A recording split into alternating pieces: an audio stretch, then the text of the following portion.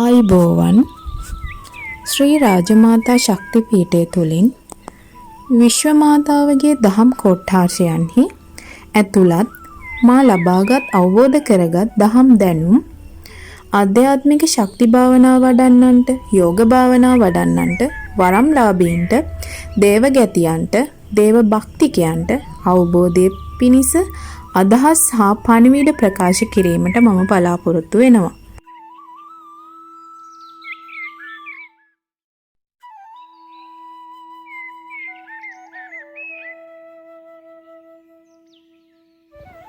ආයුබෝවන් ශ්‍රී රාජමාතා ශක්තිපීඨය තුලින් අද මම ඔබට දැනුවත් කරන්නේ ගොඩක් අයට පවතින ගැටලුවක් පිළිබඳව. වරන්ලාභී ඔබ, ශක්තිලාභී ඔබට විශේෂයෙන් මෙය වැදගත් වේවි. ඔබත් ඔබගේ ඔසු වරමින් ශක්තියෙන් මිනිසුන්ගේ ලෙඩ සුව කරන කෙනෙක්ද? මේ සුව කිරීම තුළ විශේෂයෙන් දෙවියන් හරහා ඔබට සිද්ධිය ලබා දෙන අවස්ථා තියෙනවා. විවිධ අංග තියෙනවා. ඔබගේ හස්තයන් වලට, ඔබගේ ඇස් වලට ආදී විවිධ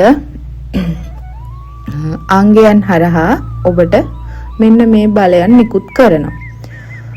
ඒ හරහාම දෙවියන් විසින් විවිධ අවස්ථාවන් වල තමන්ගේ සුදුසුකම් මත විවිධ තෙල් වර්ග සකසා ගැනීමට උපදෙස් මාලාවන් ලබා දෙනවා.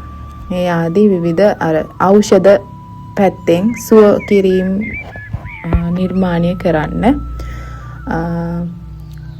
විවිධ බෙහෙත් වර්ග, තෙල් වර්ග මේ ආදිය ඔබට හඳුන්වා දෙනවා. දැනුවත් කරනවා. ඉතින් මේ හැම උපදේශක්ම හමුවේ බලන විට මට කෙනෙක් කතා කරලා මේ පිළිබඳව විමසුවා. ඔහු දෙවියන් හරහා සිද්ධි ඔසු වරමක් පවතින කෙනෙක්. ඉතින් ඔහු මට කියපු දේ තමයි මම සුව කිරීම කරනවා මෑණියනි. ඒවා ඒ වෙලාවට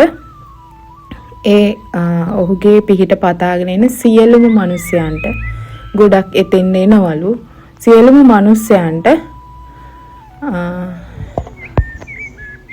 ඊටමත් හොඳ ලක්ෂණ සමග සුව වීමේ අතට ඔවුන්ව හැරෙනවා කියලා. ඉතින් නමුත් මට එයින් පසු අමාරුවක් තෙහෙට්ටුවක් මට එයින් දැනෙනවා කියලා ඔහු කියනවා. ඉතින් එයාම කියනවා එයාට දැනෙනවලු ඒ ලෙඩ එයාට එනවා කියලා. කොන්දේ අමාරු, ඔළුවේ කැක්කුම්, ඇස් දැවිල්ල, කකුල් අතපය කැක්කුම්, ඇඟ බර ගතිය, කිසිම වැඩක් කරන්න හිතෙන්නේ නැති කම්මැලි ගතිය දැනෙන්න පටන් ගන්නවලු ඔහුට. ඇත්තටම මෙතන මොකද වෙන්නේ ඔබට? ඔබ නොදැනුවත්වම ඔබගේ චක්‍ර පද්ධතිය තුලට මේ අනිසි විස බීජ, මේ රෝග ඇති කරන පහත් පෙළේ බලවේගයන් ඔබව ආවරණය කරන්න පටන් ගන්නවා. මේ කළු ශක්තියෙන්, මේ කළු කිරණ ඔබව ආවරණය කරනවා. ඔබේ ජීවමය ශක්තිය පවතින්නේ ඔබේ චක්‍ර පද්ධතිය තුල. ඉතින් මේවට ඇදිලා මෙන්න මේ පහත් පෙළේ අඳුරු ශක්තියින් ඔබව ආවරණය වෙනවා. ඉතින් එවිට මේ ඔබගේ චක්‍ර පද්ධතිය විශාල සටන කරනවා මේ වගේ බේරෙන්න. ඒ නමුත් ඔබ නොදැනුවත් නිසා මේ සුව කිරීම නිසා ඔබ තුල හටගන්නා කියන්නේ යම් කිසි කෙනෙක්ට පිහිටක් ලබා දෙනවා කියන්නේ ලොකු අභිමානයක් තමා තුළ. එතකොට මේ රෝග සුව කරන්නන් මෙවැනි අයට මේක ඉතාමත් සතුටුදායක දෙයක්. ඔවුන්ට මේ තෘප්තිය, මේ අභිමානය නිසා ඔවුන් තව තවත් මිනිසයන්ට සේවය කරනවා. ඒ සතුට ඔවුන් අත්විඳින්න ගොඩාක් කැමතියි. ඇත්තටම මිනිසෙක්ට පිහිට වුණාම අප්‍රමාණ සතුටක් තමා තුළ ගොඩ නැගෙනවනේ.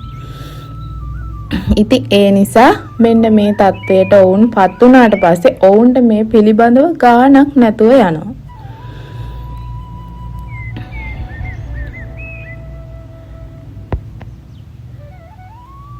ඉතින් ඒ නිසා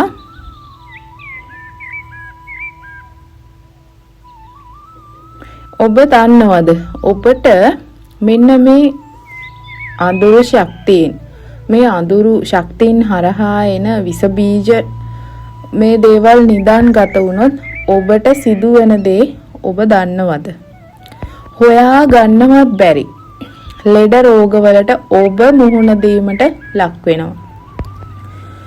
මේක කාලයක් යද්දි තමයි Tamanට දැනෙන්නේ. මූලිකවම දැන් Taman මේ දේවල් වලට අත ගහලා නවක කෙනෙක් නම් Tamanට මේ දේ තාම දැනුවත් වෙලා නැති වෙන්න පුළුවන්. නමුත් කාලයක් යද්දී Tamanට දැනෙනවා.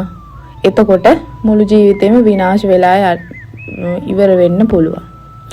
ඔබ නිතරම සිතන්න ඔබට මේ ලැබිලා තියෙන වරම් මාලාව හරහා ඔබත් සුවින් ඉඳලා යම් අයෙකුට පිහිටක් දීලා ඔබ ආත්ම තෘප්තිය ලබන්න පුරුදු වෙන්න.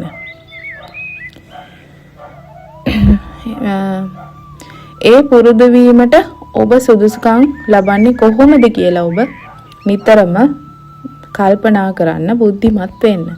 මුලින්ම මෙවැනි අය නිවැරදි ගුරුවරයෙක් හමුවේ ගොස් එම ගුරුවරයාගේ උපදෙස් මත ක්‍රියාත්මක වෙන්න. තමන්ගේ දේවාලයේ ඔබ මේ රෝග සුව කරන ස්ථානයේ අනිවාර්යයෙන්ම ජීවමය සංකේතයක් මේ රෝග සුව කරන්න. මේ ඔසු වරමක් තියෙන අය තුල තියෙන්නම ඕනේ. මේක හරහා තමයි ඔබ අර රෝගියාගේ දෝෂයන් රෝගයන් ඇදීමට ලක් කරන්න ඕනේ. ඉතින් මේ ක්‍රමය භාවිතා කිරීම මගින් ඔබව ස්ථිරවම ආරක්ෂා වෙනවා. අශුභ කිරණයන් ඔබට ඇදෙන්නේ නැහැ. ඔබගේ චක්‍ර පද්ධතියට ඇදෙන්නේ නැහැ කොහොමවත්. අර ජීවමය සංකේතයට සම්ප්‍රේෂණය කරනවා. ඉතින් මේක විද්‍යාත්මක සහ গুপ্ত ක්‍රමයක්. ඉතින් මේ සංකේතය වෘක්ෂයක් වෙන්න පුළුවන්, පාෂාණයක් වෙන්න පුළුවන්, වෙනත් ශක්ති සංකේතයක් වෙන්නත් පුළුවන්. ඒ සමගම අග්නිය. අග්නිය හරහා සමහර අයට නිකුත් කරන්නා වූ ක්‍රම පවතිනවා. අග්නිය හරහා එම උපදේශන මත ක්‍රියාත්මක වීම මත ඔබගේ ආරක්ෂාව නිවැරදිව සකසා ගන්න හැකි වෙනවා. ඉතින් එම නිසා මෙවැනි බොහෝ ක්‍රම භාවිතා කිරීමට පුළුවන් වෙනවා ඔබගේ ආරක්ෂාව පිණිස. ඉතින් එම නිසා බුද්ධිමත්ව මේක පිළිපැදීමට ඔබ ඉස්සල්ලාම මානසිකත්වය හදාගන්න ඕනි. සතුට වගේ නෙමෙයි, අභිමානය වගේ නෙමෙයි. කෙනෙක්ට දෙයක් කරලා තෘප්තිමත් වෙනවා වගේ తాවකාලික තෘප්තිමත් වීමක් වගේ නෙමෙයි ඔබගේ ආරක්ෂාව කියන්නේ.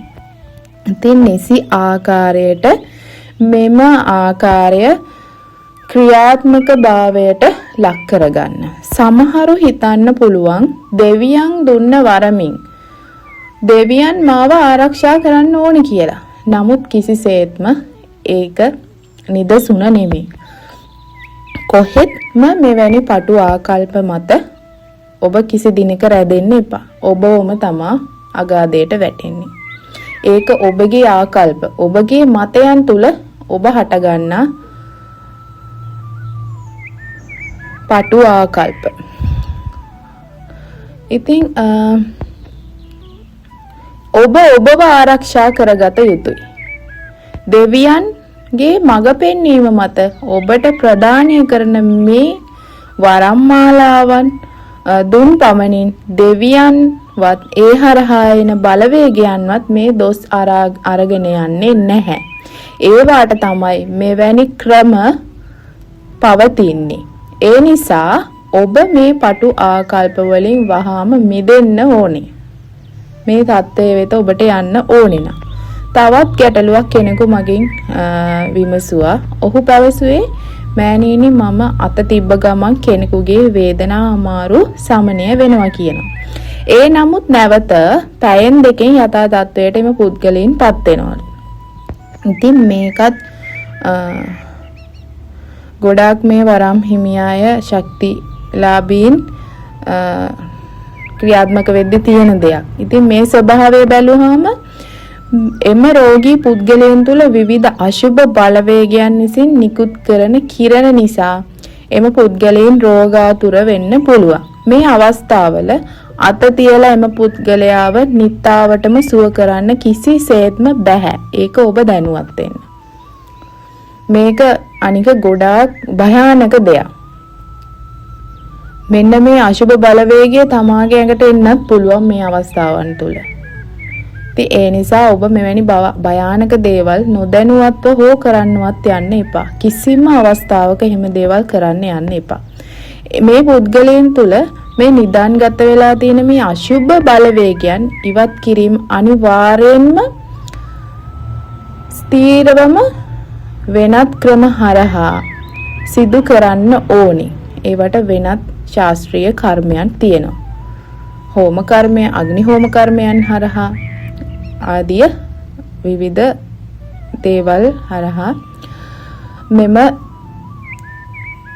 බලවේගයන් ඔවුන්ගෙන් අයින් කරන්න ඕනේ.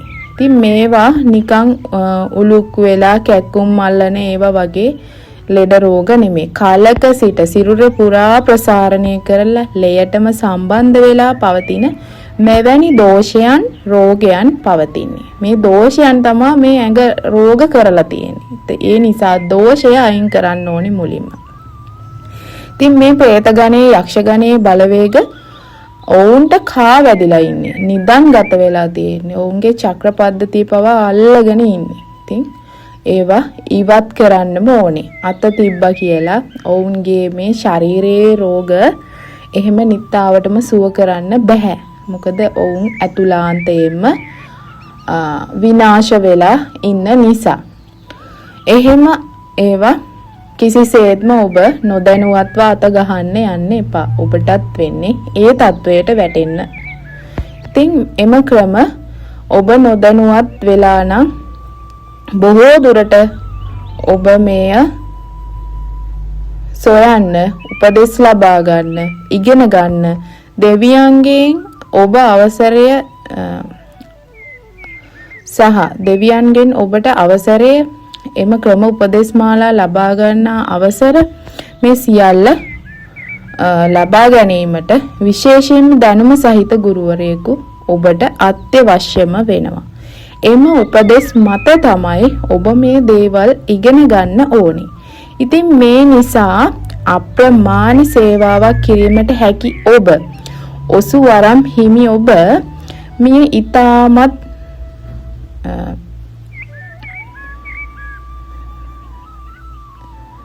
වැදගත්ම කාරණයක්.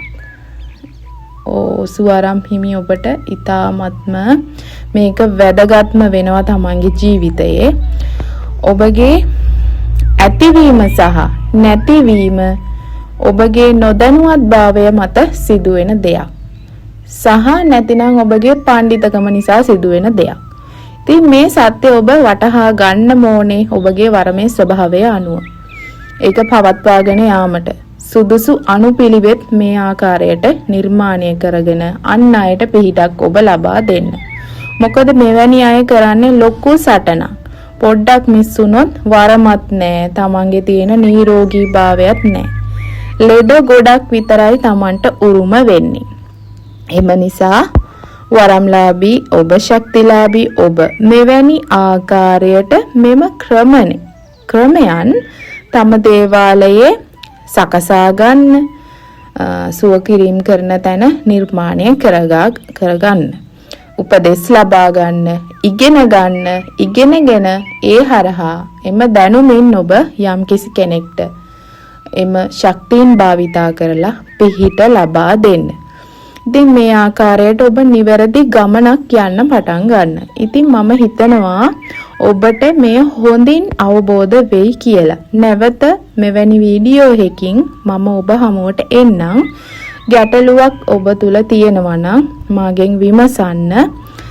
මෙම channel එක බලන ඔබට ශ්‍රී රාජමාතා ආශිර්වාදය ලැබේවා.